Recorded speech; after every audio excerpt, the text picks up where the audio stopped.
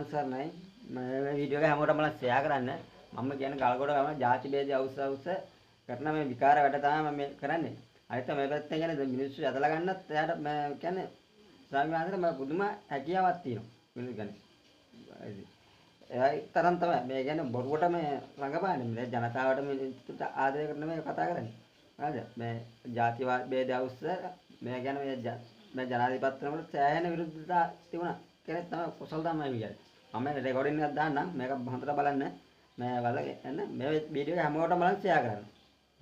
මේ බොරුවට මේ කයිවාරු ගහන කුසල් ධම්ම හිමි කියන තමයි කියන්නේ. ඔය කර්ම නාලිකාවක් හදාගෙන මේ කර්ම නාලිකාවක් තියෙනවා. ගිහිල්ලා බලන්න කියන්නේ ඒකේ වීඩියෝ ගිහිල්ලා බලන්න.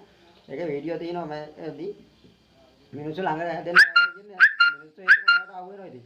මේ හිතන්න මේ හරි දේ තමයි මේ ඇත්ත තමයි කියන්නේ කියලා මිනිස්සු නිකම්ම අහු වෙනවා.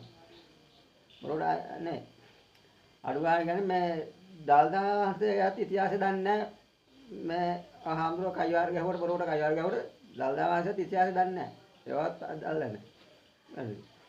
දැන් මේ 18 දල්දා පිටාසයක් තියෙනවා. ඉතින් නියම බෞද්ධ නායකයෙක් පහළ වෙන මේ දල්දා පිටාසනේ දැන් මේ උනේ.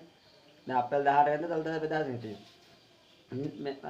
මේ ඔයදි තමයි ඉතින් මේ දෙන්නේ මේ මම රෙකෝඩින් එක දාන රෙකෝඩින් එක අහම මේ තේරුම් ගත්ත හැකි ජනතාවටම තේරෙයි මොකද්ද මේ අද්ද කියලා මේ මොකද්ද මේ ಜಾති ගීයක් අල්ලගෙන මේ පාර දඟලනවා ಜಾති ගීයක් අල්ලගෙන ඒක තමයි දින මට මේ වීඩියෝ මට කලින් මම දාන්න හිටියේ මට මේ දාන්න මට උන්නේ මේ වෙලාවක් තිබුණේ නැහැ මට ඒක දාන්න මම ඉස්සරහට දිගටම දාන්න මේ වගේ වීඩියෝ මේ කියන්නේ දිගටම දාන්න මේ වගේ තමයි මේ අපාද කරන ಜಾති වේදී අවශ්‍යන ඒවා මේව තමයි මේ දාන්නේ මේ ගන්න දන්න ගම බලන් ඉන්න බෑ මම කියන්නේ බලන් ඉන්න බෑ එකක් තියෙනවා හොඳ දේවල් කරගෙන ඉන්නකොට බලන් ඉන්න බෑ ඒක තමයි තියෙන්නේ හොඳ දෙයක් කරනකොට කියන්නේ අර මේ බලන් ඉන්න බැරි එකක් තියෙන්නේ රටට හොඳක් කරනකොට බෑ ඉතින් කියන්නේ කොහොමරි නවත්තන්න තමයි බලන්නේ කුමාර දිසානායක මහත්මයා අද ජනාධිපති වීමත් සමගම දිවුරුම් දීමේ අවස්ථාවේදී භික්ෂුන් වහන්සේලා කීප නමක් ජාතික ගීයට නැගිට සිටීම එහෙම නැත්නම් සිටගෙන සිටීම සම්බන්ධව සමාජයේ පුරාම විශාල කසුකුසුවක් ගොඩනැගිලා තියෙනවා. ඒ නිසා අපි මේ වෙලාවේදී අදහස් කරා මේ සම්බන්ධව පැහැදිලි අදහසක් එක් කරන්නට මේකේ විශේෂයෙන්ම කියන්නට ඕනේ මේ වැඩසටහන ලයිව් එහෙම නැත්නම් සජීවීව නරඹපු කෙනෙක් විදිහට මම ජාතික ගීය ගායනා කිරීමෙන් තොරව පිරිස නැගිට යාමට උත්සාහ කරපු අවස්ථාව. ඒ අවස්ථාවේදී තමයි නිවේදකයා නිවේදනය කළේ එහෙමනම් සියලු දෙනාම ජාතික ගීයට සූදානම් වෙන්න කියලා. ඉතින් මේ අවස්ථාවේ තමයි මහා සංඝරත්නයටත් මේ වෙලාවේදී ඒ නැගී හිටපු අවස්ථාවේදී තමයි ජාතික ගීය ගායනා කළේ. ඒ නිසා තමයි උන්වහන්සේලාට මම දන්න තරමින් සිද්ධ වුණේ මේ විදිහට නැගී සිටින්නට. ඒකත් එක්කම තමයි මේකෙදි තව කාරණාවක් කියන්නට ඕනි. අපි දැකලා තියෙනවා මේ සමහර මාක්ස්වාදී මතදරන නිරාගමික සංකල්පවලට පනපවන සමහර භික්ෂුන් වහන්සේලා මේ ජාතික ගීයට සහ මේ වගේ සමහර පූජක පිරිස නැගී සිටින සමහර අවස්ථාවන් වල පූජ්‍ය පක්ෂයේ විදිහට ඉන්න භික්ෂුන් වහන්සේලාත් නැගී සිටින අවස්ථා අපි දැකලා තියෙනවා. හොඳම උදාහරණය තමයි විශ්වවිද්‍යාල පද්ධතිය තුල කැලණිය, ඒ වගේම ජයවර්ධනපුර, ඒ වගේම රුහුණ, කොළඹ මේ වගේ විශ්වවිද්‍යාලවල අපි විශේෂයෙන්ම දැකලා තියෙනවා ජාතික ගීයට වගේම විශ්වවිද්‍යාල ගීතයටත් භික්ෂුන් වහන්සේලා නැගී සිටිනවා. එතකොට මෙන්න මේකෙදි මේ අය දකින්න විදිහ තමයි භික්ෂුව කියලා කියන්නේ සාමාන්‍ය පූජකයෙක් හා සමානයි කියන එක. මේකෙදි දැනගන්න ඕන කාරණාව තමයි භික්ෂුව සහ අනිකුත් පූජක පිරිස අතර තියෙන වෙනස මොකක්ද කියන එක. එතකොට මේකෙදි අපිට මතක් වෙනවා එක්තරා සිදුවීමක්. අනිත් එක මේ මන්දාය හාමුදුරුවෝත් මේ හාමුදුරුවෝ බැලලා දුනා. කියන්නේ අර හොඳ දේවල් කරනකොට මේ හාමුදුරුවෝ මේ බලන් ඉන්න බෑ බලංගඩ කුසල ධම්ම හිමිට මේ බලන් ඉන්න බෑ. එනකොට මම මේ හාමුදුරුවෝ රෙකෝඩින් එකක් දාන්න මේ හාමුදුරුවෝ කරන්නේ රටට හොඳ දේවල්. ආදැන මේ හාමුදුරුවෝටත් මේ කියන්නේ මේ බැලලා දුනා. මෙන්න මේකක් බලන්න මේ වීඩියෝ එක.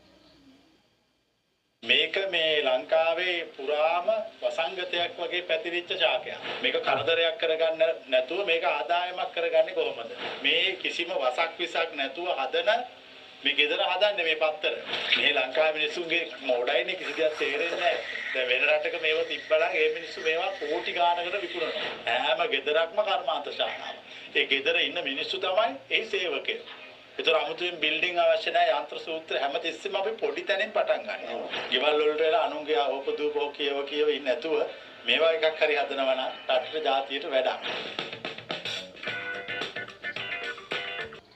මම හාමුදුර බැනපු වීඩියෝ මම දාන්නම් ඒදී මේ කියන්නේ බලපෑම එකකට දාන්නම් මම හොඳ දේවල් කරනකොට මම හාමුදුරන්ට බලන් ඉන්න බෑ ආ ඒක ඒ දේ තමයි මම කියන්නේ අර මේ නම් මේ වීඩියෝ එක තව ටිකක් බලන්න මම වීඩියෝ එකේ තියන්නේ මේ හාමුදුර කියන්නේ මේ රටට හොඳක් අය මම ආයේ හාමුදුරු මේ හාමුදුර බැනපු මම එකක් දාන්න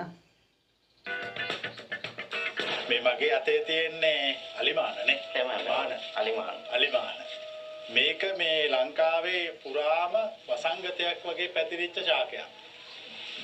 චොමන්දාවේ හරියට මේක හැදිලා තිබ්බ දැන් අපි ගොඩක් වඳ කළා. මේක අපිට සම්පතක් කරගන්න බැරිද? මේක කරදරයක් කරගන්න නැතුව මේක ආදායමක් කරගන්නේ කොහොමද? මේ ආදායමක් කරගත්ත විදියක්. මේ බලන්න මේ බෑග් එකේ ලස්සන මේ සම්පූර්ණ කඩදාසිය හදන්නේ මේ මානවලි. ඔබතුමාගේ නම? මගේ නම රනිල් වසන්ත. රනිල් වසන්ත මැතිතුමා. ඔන්න දැන් මට කියන්න මේක කොහොමද හදන්නේ?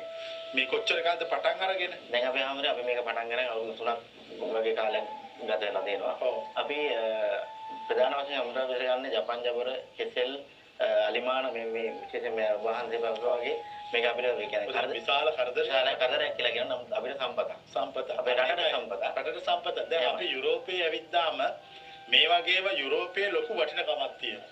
ජපානෙත් එහෙමයි. නමුත් ලංකාවේ දැන් අවුරුදු 3ක් තිස්සේ කරනවා. ලංකාවේ මේ පාවිලාය කද්දාහි කියලා මම එකක් තුන කද්දාහි කියලා. එතකොට ඒවා තුනයිද.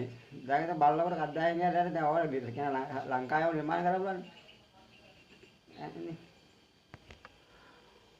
මුන්දායේ හාමුදුරට බැනපු වීඩියෝ එක මම හොයලා පෙන්නන්නම් මම සාක්කියත් එකක් පෙන්නන්නම් මේ හාම් ගල්කොට කුසල තමයි මේ හොඳ දේවල් කරන අය විතරයි බලින්නේ මේ